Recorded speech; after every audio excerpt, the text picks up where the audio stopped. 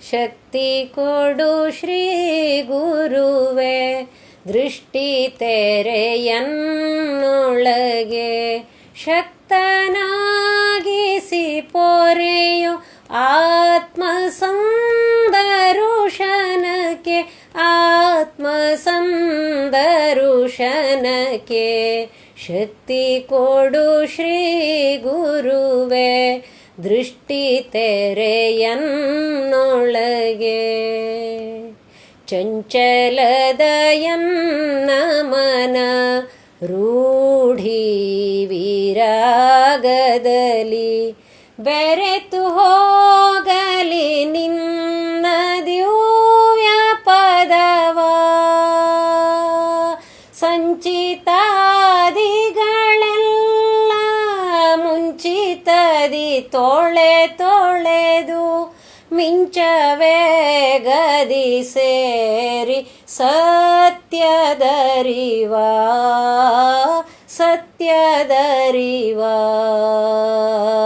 ಶಕ್ತಿ ಕೊಡು ಶ್ರೀ ಗುರುವೆ, ದೃಷ್ಟಿ ತೆರೆಯನ್ನೊಳಗೆ, ದೃಷ್ಟಿ ತೆರೆಯನ್ನೊಳಗೆ.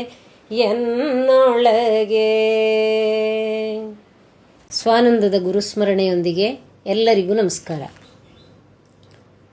ಶ್ರೀ ಕೃಷ್ಣ ಪರಮಾತ್ಮ ಬೋಧಿಸಿದ ಭಗವದ್ಗೀತೆಯಲ್ಲಿ ಶ್ರೀಧರ ಗುರುಗಳಿಗೆ ಬಾಲ್ಯದಿಂದಲೇ ಬಹಳ ಪ್ರೇಮವಿತ್ತು. ಮೊದಲಿಗೆ ಶ್ರೀ ರಾಮತಾರಕ ನಾಮ, ಜೊತೆಗೆ ಶ್ರೀ ಕೃಷ್ಣ ಉಪದೇಶ ಮಾಡಿದಂತಹ ಜನ್ಮ ಮರಣ ತಾರಕವಾದಂಥ ಈ ಭಗವದ್ಗೀತೆ, ಇವೆರಡೂ ಕೂಡ ಅವರಿಗೆ ಅತ್ಯಂತ ಪ್ರಿಯವಾದ ಸಂಗತಿಯಾಗಿತ್ತು ಅಂತ ಅವರ ಬಾಲ್ಯ ಜೀವನದಿಂದ ತಿಳಿದು ಬರುತ್ತೆ. ಈ ಭಗವದ್ಗೀತೆಯ 18 ಅಧ್ಯಾಯಗಳನ್ನು ಶಾಲೆಗೆ ಹೋಗುವಾಗಲೇ ಕಲಿತು, ಆಮೇಲೆ ಶಾಲಾ ಜೀವನದಲ್ಲಿ ಮಧುಕರಿ ಬೇಡಲಿಕ್ಕೆ ಹೋಗ್ತಿದ್ದಂಥ ಈ ಶ್ರೀಧರರು ಮಧುಕರಿಗೆ ಹೋಗುವ ದಾರಿಯಲ್ಲಿ ಈ ಭಗವದ್ಗೀತೆಯ ಎಲ್ಲ ಅಧ್ಯಾಯವನ್ನು ಹೇಳ್ತಾನೆ ಹೋಗ್ತಿದ್ರಂತೆ. ಈ ತೇಜಸ್ವಿ ಬಾಲಕ, ಅವನ ಈ ಏಕಾಗ್ರವಾದ ಗೀತಾ ಪಠನೆ, ಅವನ ಮನದ ಶಾಂತತೆ, ಆ ಗಂಭೀರವಾಣಿ, ಇದನ್ನೆಲ್ಲ ಅಲ್ಲಿ ಹೋಗಿ ಬಂದು ಮಾಡುವಾಗ ಕೇಳ್ತಾ ಇದ್ದಂಥ ಜನರು, ಈಗಿನ ಕಾಲದ ವಿದ್ಯಾರ್ಥಿಗಳಲ್ಲಿ ಇಂಥವರು ಇದ್ದಾರಾ, ಏನು ಓಜಸ್ವಿ ಬಾಲಕನಪ್ಪ ಇವನು ಅಂತ ತಮ್ಮಲ್ಲೇ ಆಶ್ಚರ್ಯವನ್ನು ವ್ಯಕ್ತಪಡಿಸ್ತಿದ್ರಂತೆ. ಮಧುಕರಿಯನ್ನೆಲ್ಲ ಮುಗಿಸಿ ತಾನು ವಾಸವಿರೋ ಆ ಸ್ಥಳಕ್ಕೆ ಬರುವಾಗ ಈ ಭಗವದ್ಗೀತೆಯ ಅಷ್ಟೂ ಅಧ್ಯಾಯಗಳು ಸಮಾಪ್ತಿಯಾಗ್ತಿದ್ವು. ಈ ರೀತಿ ಬೆಳೆಯ ಸಿರಿ ಮೊಳಕೆಯಲ್ಲಿ ಅನ್ನೋ ಗಾದೆಯಂತೆ ಈ ದಿವ್ಯ ಪುರುಷನ ಬಾಲ್ಯದಲ್ಲೇ ಈ ಅಸಾಮಾನ್ಯ ಲಕ್ಷಣಗಳು ಬಾಲಕ ಶ್ರೀಧರರಲ್ಲಿ ತೋರ್ಕೊಂಡಿತ್ತು ಅಂತ ಗೊತ್ತಾಗುತ್ತೆ. ಈ ರೀತಿ ಭಗವದ್ಗೀತೆಯನ್ನು ತನ್ನ ಕೋಶಗಳಲ್ಲಿ ಅಚ್ಚೊತ್ತಿಕೊಂಡ ಈ ಬಾಲಕ ಬೆಳೆದು ತನ್ನ ತಪೋಜೀವನದ ಫಲವಾಗಿ ಅದೇ ಭಗವದ್ಗೀತೆಯಲ್ಲಿ ಪರಮಾತ್ಮನೇ ನುಡಿದಂತಹ ಆ ದಿವ್ಯ ಬ್ರಹ್ಮಜ್ಞಾನಿಯ ಸ್ಥಿತಿಯನ್ನು ಪಡೆದೇ ಅದಕ್ಕೆ ತನ್ನ ಗುರುವಿನಿಂದ ಕೂಡ ಭಗವಾನ್ ಅನ್ನೋ ಸಾಕ್ಷೀಕರಣದ ಮುದ್ರೆಯ ಅನುಗ್ರಹವನ್ನು ಪಡ್ಕೊಂಡ್ರು. ತಾನೂ ಪೂರ್ಣನಾಗಿ ತನ್ನನ್ನು ಶರಣು ಬಂದವರನ್ನೂ ಕೂಡ ಆ ಪೂರ್ಣತೆಯ ಹಾದಿಯಲ್ಲಿ ಆ ಜ್ಞಾನದ ದಾರಿಯಲ್ಲೇ ನಡೆಸಿದ್ದನ್ನು ಅವರ ಮಹಿಮಾತಿಶಯ ಸಂಗತಿಗಳಿಂದ ನಾವು ತಿಳಿತಾ ಬಂದಿದ್ದೀವಿ. ಇಂಥ ದಿವ್ಯತೆಯುಳ್ಳ ಈ ಶ್ರೀಧರ ಗುರುಗಳು ಚಿಕ್ಕಮಗಳೂರು ಅಯ್ಯರ್ ಮನೆಯಲ್ಲಿರುವಾಗ ಸುಮಾರು 30 ತತ್ವದ ಹಾಡುಗಳನ್ನು ಇಂಗ್ಲೀಷ್ ಭಾಷೆಯಲ್ಲಿ ಬರೆದಿದ್ರು. ಅದರಲ್ಲಿ ಕೆಲವನ್ನು ಹೆಸರಿಸೋದಾದರೆ divine delight, your true self, world is dream, you are the everlasting light ಇತ್ಯಾದಿ. ಈ ರೀತಿ ಈ ಸಾಧು ಸಂತರು ದೇಶ, ಭಾಷೆ, ಮತ ಎಲ್ಲವನ್ನೂ ಮೀರಿ ಎಲ್ಲವನ್ನೂ ಸಮನಾಗೇ ಕಾಣ್ತಾ ಇರ್ತಾರೆ. ಇದು ಅವರ ಸಂತತ್ವ. ಶ್ರೀ ಕೃಷ್ಣ ಪರಮಾತ್ಮನನ್ನು ದ್ವೈತ, ಅದ್ವೈತ, ವಿಶಿಷ್ಟಾದ್ವೈತ ಭಕ್ತರೆಲ್ಲರೂ ಕೂಡ ತಮ್ಮದೇ ಆದ ಭಾವದಲ್ಲಿ ಆರಾಧಿಸ್ತಾರೆ ಅಲ್ವಾ. ಯಾಕೆ ಅಂದರೆ ನೀನು ಹೇಗೆ ಆರಾಧಿಸ್ತೀಯೋ ಹಾಗೆ ನಾನು ನಿನಗೆ ಒಲಿದು ಬರ್ತೇನೆ ಅಂತ ಕೃಷ್ಣನ ಮಾತು ಭಗವದ್ಗೀತೆಯಲ್ಲಿದೆ. ಯೇ ಯಥಾ ಮಾಂ ಪ್ರಪದ್ಯಂತೆ ತಾಂಸ್ತತೈವ ಭಜಾಮ್ಯಹಂ ಅಂತ. ಹಾಗಾಗಿ ಅವರವರ ಭಾವ ಭಕ್ತಿಗನುಗುಣವಾಗಿ ಎಲ್ಲರೂ ಅವನನ್ನು ಆರಾಧನೆ ಮಾಡ್ತಾರೆ. ಶ್ರೀಧರ ಗುರುಗಳು ಚಿಕ್ಕಮಗಳೂರು ಅಯ್ಯರ್ ಮನೆಯಲ್ಲಿರುವಾಗ ಅವರವರ ಭಾವಕ್ಕೆ ತಕ್ಕಂತೆ ಅವರು ಹೇಗೆ ಭಕ್ತರಿಗೆ ದರ್ಶನ ಕೊಡ್ತಾರೆ ಅನ್ನುವಂತಹ ವಿಸ್ಮಯಕಾರಿ ಘಟನೆಯೊಂದು ನಡೀತು. ಅದೇನು ಅಂತ ಈ ಸಂಚಿಕೆಯಲ್ಲಿ ನಾವು ನೋಡ್ತಾ ಹೋಗೋಣ. ಚಿಕ್ಕಮಗಳೂರಿನಲ್ಲಿ ಒಬ್ಬ ಡಾಕ್ಟರ್ ಇದ್ದರು. ಅವರು ಮಂತ್ರಾಲಯದ ಶ್ರೀ ರಾಘವೇಂದ್ರ ಸ್ವಾಮಿಗಳ ಭಕ್ತರು. ಶ್ರೀ ರಾಘವೇಂದ್ರ ಸ್ವಾಮಿಗಳು ಈ ಡಾಕ್ಟ್ರಿಗೆ ಒಮ್ಮೆ ಸ್ವಪ್ನದಲ್ಲಿ ಬಂದು, ನಾನು ಈ ಊರಿಗೆ ಬಂದು ಇಷ್ಟು ದಿವಸ ಆಯಿತು, ಆದರೂ ನೀನು ಯಾಕೆ ನನ್ನ ದರ್ಶನಕ್ಕೆ ಬರಲಿಲ್ಲ ಅಂತ ಕೇಳದಂತೆ ಅವರಿಗೆ ದೃಷ್ಟಾಂತವಾಯಿತು. ಡಾಕ್ಟರ್ಗೆ ಆಶ್ಚರ್ಯವಾಗಿ ಮರುದಿವಸ ಯಾವ ಮಹಾತ್ಮರು ಈ ಊರಿಗೆ ಬಂದಿದ್ದಾರೆ ಅಂತ ವಿಚಾರಿಸ್ತಾರೆ. ಆಗ ಅವರಿಗೆ ಈ ಶ್ರೀಧರ ಗುರುಗಳು ಅಯ್ಯರವರ ಬಾಬಾ ಬುಡನ್ಗಿರಿಯ ಬಂಗ್ಲೆಯಲ್ಲಿರೋದು ಗೊತ್ತಾಗುತ್ತೆ. ಆ ಡಾಕ್ಟರು ಆಗ ಈ ಶ್ರೀಧರ ಗುರುಗಳ ವಿಷಯವನ್ನೆಲ್ಲ ಕೇಳಿ ತಿಳ್ಕೊಳ್ತಾರೆ. ಮತ್ತು ಆವತ್ತು ತನ್ನ ಕ್ಲಿನಿಕ್ ಕೆಲಸವನ್ನೆಲ್ಲ ಮುಗಿಸಿ ಸಂಜೆ ಮನೆಗೆ ಹೋಗೋ ಸಂದರ್ಭದಲ್ಲಿ ಈ ಶ್ರೀಧರ ಗುರುಗಳಿದ್ದಂಥ ಅಯ್ಯರವರ ಮನೆಗೆ ಬರ್ತಾರೆ. ಅಲ್ಲಿದ್ದಂಥ ಗುರುಗಳ ಶಿಷ್ಯರ ಹತ್ರ ತಾನು ಗುರು ದರ್ಶನ ಮಾಡಬೇಕಿತ್ತು ಅಂತ ಹೇಳ್ತಾರೆ.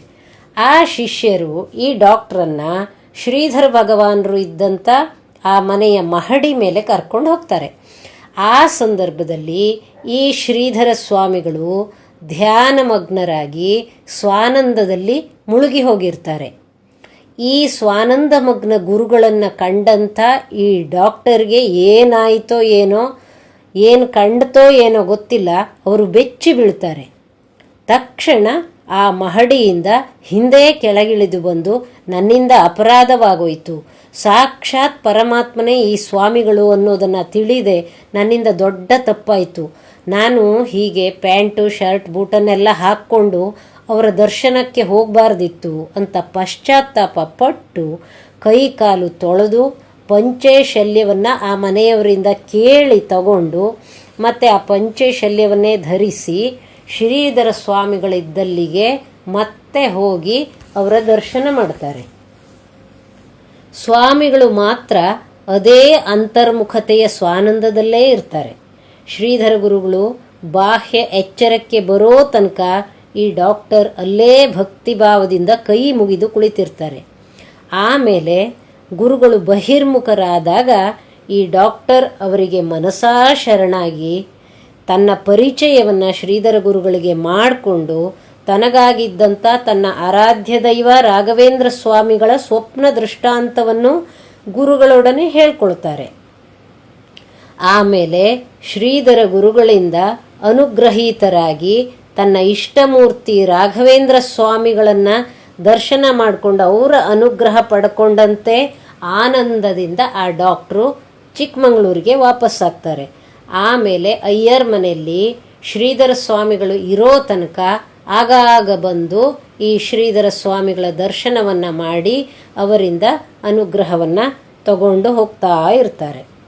ಶ್ರೀಧರ ಗುರುಗಳು ಪ್ರಥಮ ಬಾರಿಗೆ ಸಾಗರಕ್ಕೆ ಬಂದಾಗ, ಕಾನ್ಲೆ ಛತ್ರಕ್ಕೆ ಬಂದಾಗ ಅವರಿಗೆ ವಿಷಮಶೀತ ಜ್ವರವಾಗಿರುತ್ತೆ. ಆ ಸಂದರ್ಭದಲ್ಲಿ ಅಲ್ಲೇ ವಾಸವಿದ್ದ ಶ್ರೀ ಕೃಷ್ಣಮೂರ್ತಿ ಅನ್ನುವರು, ಅವರೂ ಕೂಡ ಈ ರಾಘವೇಂದ್ರ ಸ್ವಾಮಿಗಳ ಭಕ್ತರೇ ಆಗಿದ್ದರು. ಅವರಿಗೆ ರಾಘವೇಂದ್ರ ಸ್ವಾಮಿಗಳು ಕನಸಿನಲ್ಲಿ ಬಂದು ಜ್ವರಪೀಡಿತರಾದಂಥ ಈ ಗುರುಗಳನ್ನು ನಾನೇ ಅಂತ ತಿಳಿದು, ಅಂದರೆ ರಾಘವೇಂದ್ರ ಸ್ವಾಮಿಯವರೇ ಅಂತ ತಿಳಿದು ಅವರ ಸೇವೆ ಮಾಡುವಂಥ ಸ್ವಪ್ನದಲ್ಲಿ ಆದೇಶ ಮಾಡಿದ ವಿಷಯವನ್ನು ನಾವು ಹಿಂದಿನ ಒಂದು ಸಂಚಿಕೆಯಲ್ಲಿ ನೋಡಿದ್ವಿ ಅಲ್ವಾ. ಆಮೇಲೆ ಆ ಕೃಷ್ಣಮೂರ್ತಿಗಳು ಆ ರಾಯರ ಆದೇಶದಂತೆ ಈ ಶ್ರೀಧರರ ಸೇವೆಯನ್ನು ಮಾಡಿ ಗುರುಗಳಿಂದ ಪ್ರೇಮದ ಅನುಗ್ರಹವನ್ನು ಪಡ್ಕೊಂಡಿದ್ದನ್ನು ನಾವು ಆ ಸಂಚಿಕೆಯಲ್ಲಿ ತಿಳಿದಿದ್ವಿ. ಅದೇ ರೀತಿ ಇಲ್ಲೂ ಕೂಡ ರಾಘವೇಂದ್ರ ಸ್ವಾಮಿಗಳು ಮತ್ತು ಶ್ರೀಧರ ಸ್ವಾಮಿಗಳು ಅಂದರೆ ತತ್ವತಃ ಬೇರೆ ಅಲ್ಲ ಅನ್ನೋದು ನಮಗೆ ಗೊತ್ತಾಗುತ್ತೆ. ಅಂದರೆ ರಾಘವೇಂದ್ರ ಸ್ವಾಮಿಗಳು ದ್ವೈತ ಪರಂಪರೆಯ ಸಂತರು, ಶ್ರೀಧರ ಸ್ವಾಮಿಗಳು ಅದ್ವೈತ ಪರಂಪರೆಯ ಸಂತರು. ದ್ವೈತಾದ್ವೈತಗಳೆಲ್ಲ ಕೊನೆಗೆ ಸೇರೋದು ಒಂದೇ ಪರಮಾತ್ಮನನ್ನೇ ಅನ್ನೋದು ಇಲ್ಲಿ ನಾವು ವಿಶೇಷವಾಗಿ ಗಮನಿಸಿಕೊಳ್ಳಬೇಕಾದಂಥ ಸಂಗತಿ. ಬ್ರಹ್ಮಜ್ಞಾನಿ ಸಂತರು ಅವರು ಯಾವ ಪರಂಪರೆಗೆ ಸೇರಿದವರೇ ಆಗಿದ್ದರೂ ಕೂಡ ಅಂತಿಮವಾಗಿ ಅವರೆಲ್ಲ ನೆಲೆಸಿರೋದು ತತ್ವದ ಏಕತ್ವದಲ್ಲೇ ಅನ್ನೋದನ್ನು ನಾವು ತಿಳ್ಕೋಬೇಕು. ಹಾಗಾಗಿ ಅವರು ತನ್ನ ಬದಲಿಗೆ ಇನ್ನೊಬ್ಬ ಸಂತರನ್ನು ತೋರಿಸ್ತಾರೆ, ಅವರಲ್ಲೂ ತನ್ನನ್ನೇ ಕಾಣುವಂತೆ ಮಾಡ್ತಾರೆ. ಸಾಮಾನ್ಯರಾದವರಿಗೆ ಈ ವಿಷಯ ಬಹಳ ಸೋಜಿಗವಾಗುತ್ತೆ, ಆಶ್ಚರ್ಯವಾಗುತ್ತೆ. ಆದರೆ ಮಹಾತ್ಮರಿಗೆ ಅದು ಲೀಲಾವಿಹಾರ. ತನ್ನಂತೆ ಪರರು ಅನ್ನೋ ಗಾದೆಯನ್ನು ನಾವು ಕೇಳಿದ್ದೀವಿ ಅಲ್ವಾ, ಅದನ್ನು ತತ್ವದ ವಿಷಯದಲ್ಲಿ ತನ್ನಂತೆ ಆ ಸಂತನೂ ಕೂಡ ಅನ್ನೋದನ್ನು ಈ ಸಂತರು ತಮ್ಮ ಈ ಜಗದ್ಲೀಲಾ ವಿಹಾರದಲ್ಲಿ ತೋರಿಸ್ತಾನೇ ಇರ್ತಾರೆ. ಅಂಥದ್ದೇ ಒಂದು ಪ್ರಸಂಗ ಇದು. ಇದನ್ನೆಲ್ಲ ನಾವು ನಮ್ಮ ಅಂತರ್ಮನಸ್ಸಿನಲ್ಲಿ ಯೋಚಿಸಿ ಅರ್ಥಕೋಬೇಕಾಗಿದೆ. ಹಾಗಿದ್ದಾಗ ಈ ನಮ್ಮ ಮನಸ್ಸು ಶ್ರವಣದಿಂದ ಮನನದ ಕಡೆ ನಮ್ಮನ್ನು ಒಯ್ಯುವಂಥದ್ದು. ಮತ್ತೆ ಮುಂದಿನ ಗುರು ಸಂಚಿಕೆಯಲ್ಲಿ ಸಿಗೋಣ. ನಮಸ್ಕಾರ. ಭಕ್ತಿ ವೈರಾಗ್ಯ ನಿಜ ಜ್ಞಾನವನು ಕರುಣಿಸುತ್ತ ಉಜ್ವಲದ ಯೋಗದೆಡೆಗೆನ್ನ ನಡೆಸು. ಸಚ್ಚಿದಾನಂದದಲ್ಲಿ ಅನವರತ ಮುಳುಗಿಸುತ್ತ ಅಂತರಾತ್ಮದಲೆನ್ನ ಐಕ್ಯಗೊಳಿಸು, ಐಕ್ಯಗೊಳಿಸು. ಅಂತರಾತ್ಮದಲೆನ್ನ ಐಕ್ಯಗೊಳಿಸು. ಶಕ್ತಿ ಕೊಡು ಶ್ರೀ ಗುರುವೇ, ದೃಷ್ಟಿ ತೆರೆಯನ್ನೊಳಗೆ ಶಕ್ತನಾಗಿಸಿ ಪೊರೆಯೋ ಆತ್ಮಸಂದರುಶನಕ್ಕೆ, ಆತ್ಮಸಂದರುಶನಕ್ಕೆ. ಶಕ್ತಿ ಕೊಡು ಶ್ರೀ ಗುರುವೇ, ದೃಷ್ಟಿ ತೆರೆಯನ್ನೊಳಗೆ, ದೃಷ್ಟಿ ತೆರೆ ಎನ್ನೊಳಗೆ.